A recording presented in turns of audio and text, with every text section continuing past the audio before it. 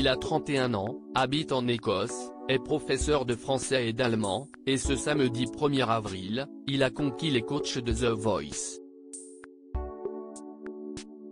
En effet, pour son audition à l'aveugle, Jérémy Levif a repris Arcade de Duncan Lawrence et s'est payé le luxe de voir l'intégralité des coachs se retourner sur sa prestation. Pour Gala.fr, il revient sur ce moment fort en émotion, mais aussi sur sa participation à l'édition anglaise de The Voice, dans laquelle il a eu un joli parcours. Gala.fr, pour arriver jusqu'à The Voice en France, votre parcours n'a pas été simple. Jérémy Levif, si est vrai.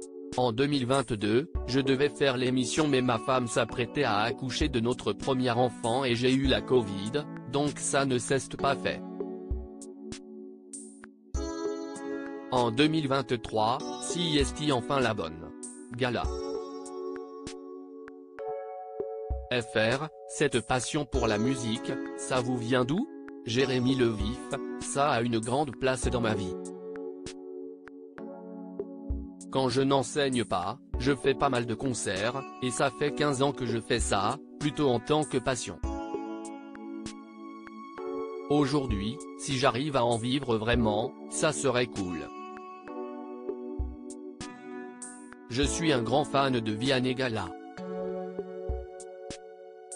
FR, vous avez participé à The Voice Angleterre. De ce fait, êtes-vous arrivé dans The Voice France avec moins d'appréhension? Jérémy Levif, en vrai, si est spécial, car lorsque je suis arrivé en France pour faire les auditions, ce qui me stressait le plus, c'était la TNT. J'avais l'impression un peu de remettre la coupe en jeu après avoir fait The Voice en Angleterre, j'avais peur que personne ne se retourne. Gala.fr, tous les coachs se sont retournés sur vous. Qu'est ce qui vous a fait choisir Vianney?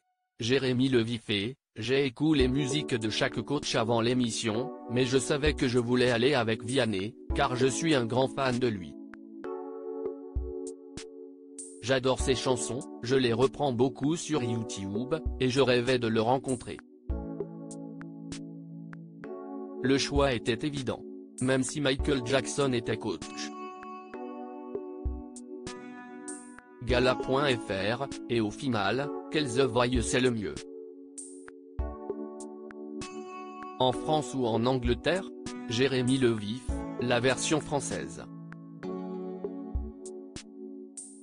En fait, si est différent, car en Angleterre, j'ai gagné de la confiance en moi, et je ne m'imaginais pas côtoyer de telles stars internationales. Je me suis dit que j'avais peut-être ma place. Quant à l'émission, en Angleterre, que j'y ai participé en 2021, c'était en pleine pandémie, il n'y avait pas de public et des règles strictes. Là, en France, j'ai pu vivre l'aventure différemment car la Covid est moins présente. Puis le programme porte plus d'intérêt au talent ici. Gala.fr, vous habitez en Écosse. Êtes-vous prêt à quitter l'Écosse pour la France si votre carrière explose? Jérémy Levif, j'ai été adopté par l'Écosse, si est ma nouvelle maison, et les gens sont tellement sympathiques. Je rêve de faire carrière en France, habiter en Écosse, et de venir en métropole uniquement pour les promos. Paris n'est qu'à 1h30. Gala. FR, et pour votre carrière de chanteur, vous êtes prêt à arrêter l'enseignement? Jérémy Levif, oui, mais uniquement pour le bon projet et la bonne équipe. Mon enfant n'a qu'1 an, donc je dois à ma famille d'assurer financièrement. Je ne peux pas tout lâcher d'un coup, si est pour ça qu'il faudrait que ce soit une grande major ou un beau projet. Gala.fr, vous aimeriez chanter en français ou en anglais? Jérémy Levif, les deux. Parfois, quand je compose, l'anglais s'y prête plus, et vice-versa. Puis peut-être qu'un directeur artistique pourrait m'aider. On verra. Crédit photo. TF1 ITV Bureau 233.